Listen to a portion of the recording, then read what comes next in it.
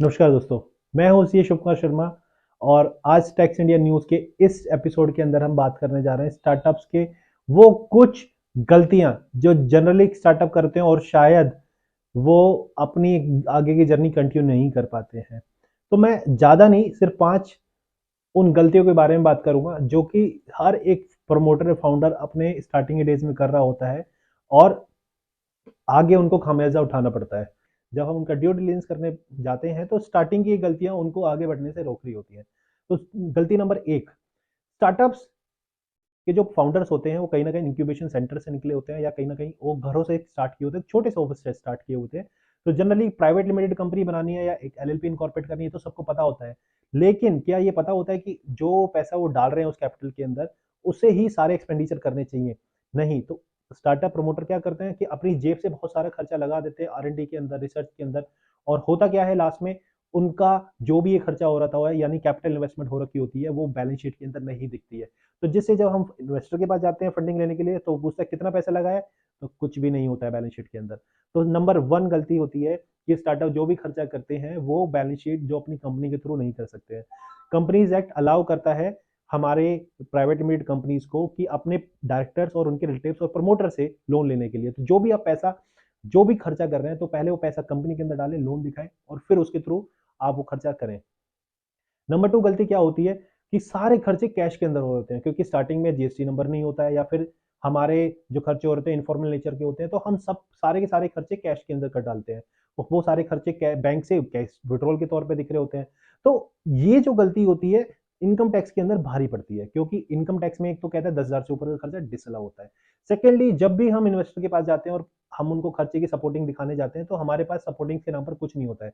तो दोस्तों, voucher pads आते हैं मार्केट के अंदर, 100 रुपए से स्टार्ट होते हैं, बहुत ही ईजी होते हैं भरना कि आपने क्या खर्चा किया उसके साथ उसका बिल लगाएं और साथ के साथ वो खर्चा रख दें। इससे होगा क्या, आपके जो प्रॉफिट एंड लॉस अकाउंट के अंदर जो एक्सपेंसेस का कॉलम होता है उस एक्सपेंसेस के कॉलम में आपके जो एक्सपेंसेस स्टार्टिंग से दिखेंगे वो बिल्कुल ही जस्टिफाइड लगेंगे और कुछ भी उसके अंदर फिक्टिशियस नहीं लगेगा। तीसरी तीसरी गलती क्या होती है कि प्रमोटर्स, क्योंकि स्टार्टिंग में तो क्या होता है रेवेन्यू नहीं होता है बैलेंस शीट के अंदर, और प्रमोटर सब कुछ छोड़ के, जनरली क्या होता है एक प्रमोटर जो होता है स्टार्टअप का वो सब कुछ छोड़ के एक कंपनी के अंदर लग जाता है। फॉर एग्जांपल, एक कॉलेज का स्टूडेंट है, कॉलेज का स्टूडेंट चालू करता है अपनी एक जर्नी, स्टार्टअप की कंपनी रजिस्टर करके काम करना चालू किया। तो क्योंकि रेवेन्यू नहीं होता है तो कुछ सैलरी ड्रॉ नहीं करता है। उसे होता क्या है कि एक, जब हम फंडिंग लेने जाते हैं तो उस समय हमारी जो पीछे की अपॉर्चुनिटी कॉस्ट लगी होती है उसको जस्टिफाई कर पाना बड़ा मुश्किल होता है।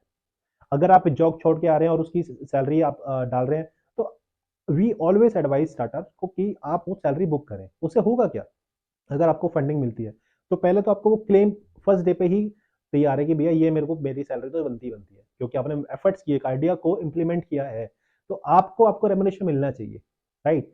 सेकेंडली क्या होता है, आपकी खुद की एक नेटवर्क क्रिएट हो रही होती है। जब बैंक्स आपको आगे फंडिंग देते हैं या प्रमोटर्स आपको फंडिंग देते हैं तो सबसे पहले देखते हैं कि एक मेरा डायरेक्टर है, उसकी उसकी नेटवर्क क्या है, राइट। आपका इनकम टैक्स का रिटर्न चालू होता है, आप उसके अंदर एलिजिबल होते हैं कुछ फंड लेने के लिए, तो आपकी स्टार्टिंग से एक नेटवर्क बिल्डअप हो रही होती है। अब आप पूछेंगे सर सैलरी डालने से तो मैं खुद की सैलरी निकाल ही नहीं रहा, तो मैं डल जाएगी। हाँ बिल्कुल, मैं आपको बताना चाहूंगा कि सैलरी जब आप बुक करेंगे तो लॉस में आप जरूर रहेंगे लेकिन आपका एक क्लेम खड़ा रहेगा कंपनी के अंदर, ठीक है।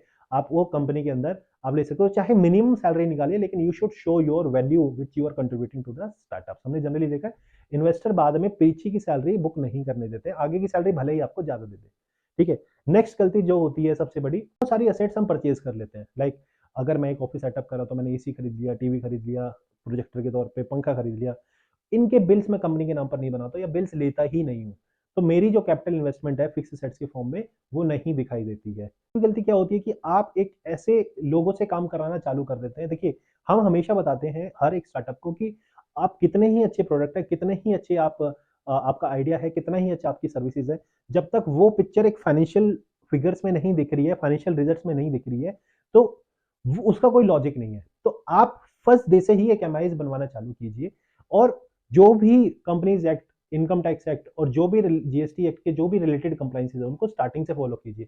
क्योंकि इन्वेस्टर सबसे पहले ये देखता है आपका कि आपका नेचर, आपका बिहेवियर क्या, आर यू लॉफुल प्रमोटर और यू आर लॉ ब्रेकर। तो basically you should focus over that. और इसी के साथ साथ बिकॉज जब आप एमआईज बनाने स्टार्ट करेंगे तो आपके डाटा जनरेट होना स्टार्ट होता है। आपके इकोनोमेट्रिक्स बनने चालू होते हैं। बहुत सारा जो भी जिस पे भी डिसीजन लेना होता है वो एक एमआईएस के ऊपर ही लेना होता है। तो आप एक हैबिट जरूर बना के रखिए कि कुछ ना कुछ एक एमआईएस के फॉर्मेट में कैप्चर किया, जिसके अंदर आपका रेवेन्यू कितना है, आपके एक्सपेंसेस कितना है, आपका नेट लॉस कितना है, नेट कैश बर्न कितना है, कैश फ्लो इन कितना है, कैश फ्लो आउट कितना है। ये कुछ चीजें हल्की फुल्की रिफ्लेक्ट हो, ताकि कोई भी इन्वेस्टर जाए तो आप सीधा उठ के कहें कि ये लीजिए, ये मेरा एक डेटा है, मैं आपको सीधा सीधा ये डेटा देता हूँ। तो ये कुछ गलतियां हैं जो हर एक स्टार्टअप स्टार्टिंग में करता है और फंडिंग के टाइम पर उनको प्रॉब्लम फेस करनी पड़ती है।